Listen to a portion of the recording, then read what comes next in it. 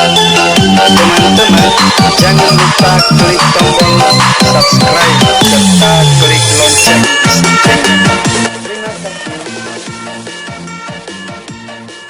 Semua tiga ya.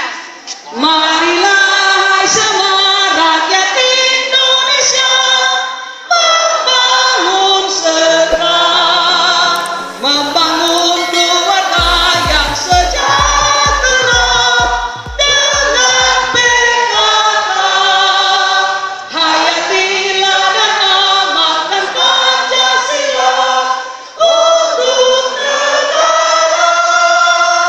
Hidup gotong royong, bangun pangan dan sandang, rumah sehat senusa, tata laksana di dalam rumah tangga, rapi dan indah.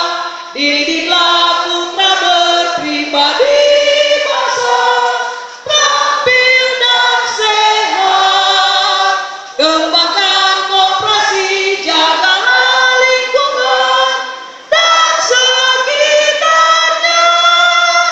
Aman dan bahagia, keluarga berencana, hidup jaya PKK. Hadirin kami silakan duduk kembali.